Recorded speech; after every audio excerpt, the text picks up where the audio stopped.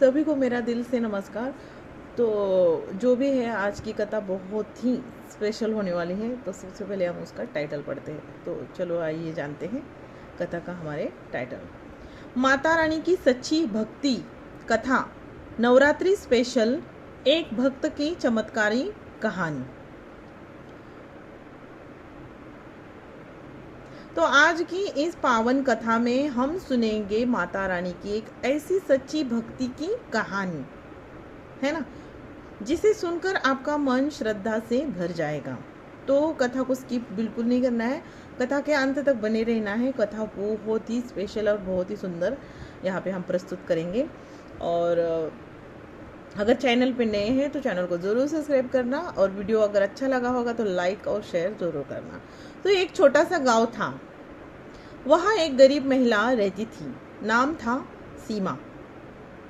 सीमा बहुत गरीब थी, लेकिन उसकी भक्ति बहुत बड़ी थी। हर दिन वह दुर्गा माता की पूजा करती, दीप जलाती और भजन गाती। उसके पास खाने को भी पूरा नहीं था, मतलब उसके पास खाने के लिए अनाज नहीं था, जिसे पेट भर खाना खा सके उतना अनाज उसके पास नहीं था।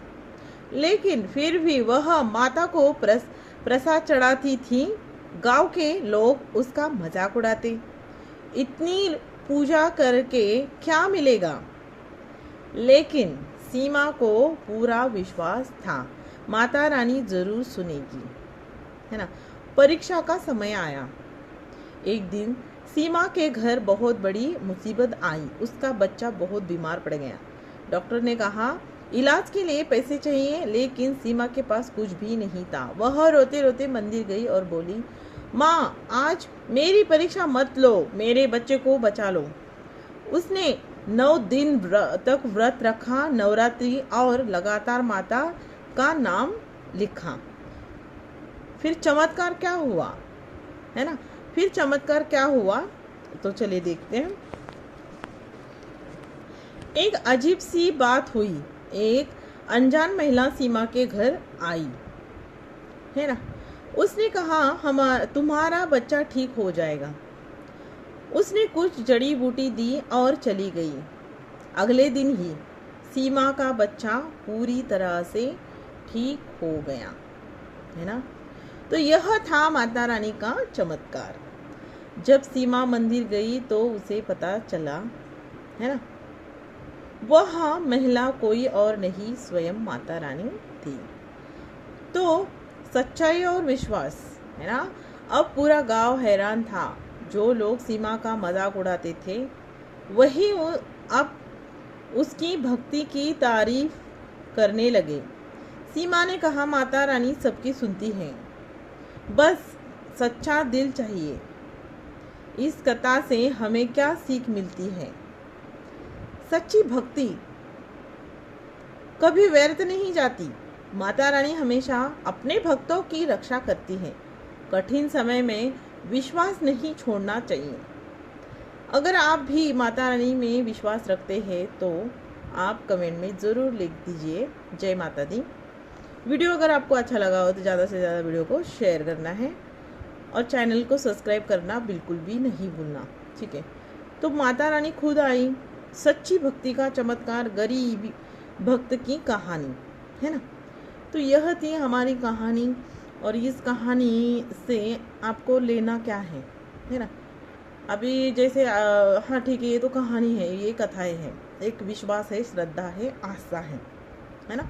तो इसका मतलब ये तो नहीं है कि पूजा करते रहेंगे और मेहनत नहीं करेंगे, काम काज नहीं करेंगे और माता ठीक करेगी। ये भी तो गलत है।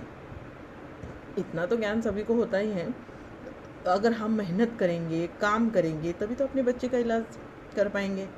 कभी तो हमारे ऊपर अगर मुसीबत आती है, समझो, ये तो कहानी कथाएं थी, लेकिन जो मेरा है एक्सपीरियंस, जो मेरा अनुभव है ना, सिर्फ पूजा पाठ करने से, तो पूजा पाठ कर रहे हैं, भगवान का साथ रहेगा हमारे साथ, है ना।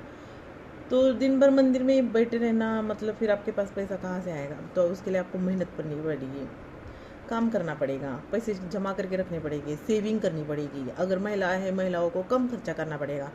जो कभी भी आप जब बीमार रहेंगे तो उस टाइम में आपको वो पैसा मुसीबत में काम आएगा, है ना।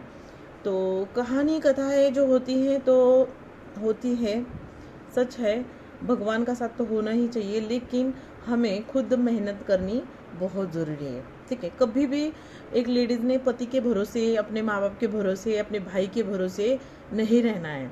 खुद से अपना कुछ ना कुछ थोड़ा सा भी हो अपना अपना पैसा कमाना, मतलब जिस तरह से मतलब ठीक लगे अच्छे से, जैसे जो भी है। अगर आप घर में महिलाएं हैं तो आप यूट्यूब चैनल खोल सकते हैं। यूट्यूब का थोड़ा सा टाइम लगता है अर्निंग के लिए। बहुत सारे मतलब आपके पास ऑप्शन है, जैसे सिलाई है, कढ़ाई है, बुनाई है, बहुत सारे आजकल ऑनलाइन भी बैठे बैठे आप सिखा सकते हो। सिखाने के भी आपको पैसे मिलते हैं, बच्चों को पढ़ा सकते हैं अगर आप पढ़े लिखे हैं तो। किसी भी माध्यम से आपने क्या करना है, लेडीज़ ने, मैं लेडीज़ के लिए ये संदेश दे रही हूँ कि अपना इनकम खुद का अर्निंग करना बहुत ज़रूरी है, क्योंकि दिन एक जैसे नहीं रहते हैं। कब दिन मतलब कब हमारे साथ क्या हो जाए, कुछ हो जाए, कोई पता नहीं होता, है ना। भगवान की पूजा, आस्था, श्रद्धा, स्मरण करना तो है, लेकिन उसके साथ हमें खुद मेहनत भी करनी पड़ेगी, है ना। और प्रार्थना भी जब हम करते हैं तो प्रार्थना भी अच्छे तरीके से भगवान को करनी आनी चाहिए ना। उल्टा फुल्टा कुछ भी जैसे आप मांगेंगे तो वो भी सही नहीं है ना। और ये कब होगा, जब आपका स्मरण बढ़ेगा तो आपको धीरे धीरे पता चलेगा कि क्या मांगना है और क्या नहीं मांगना है ना। तो ठीक है, जो भी है, मेरे को जो लगा मेरा भी ऐड किया मैंने। और कहानी कथा जो भी है आपको कैसी लगी कमेंट में ज़रूर बताना। और जिसका भी यूट्यूब चैनल होगा तो कमेंट में ज़रूर बताना। तो मेरा फुल सपोर्ट है। जो भी हैं भाई बहन, उनके चैनल को मैं सब्सक्राइब करूँगी और टाइम होगा तो कमेंट भी करूँगी।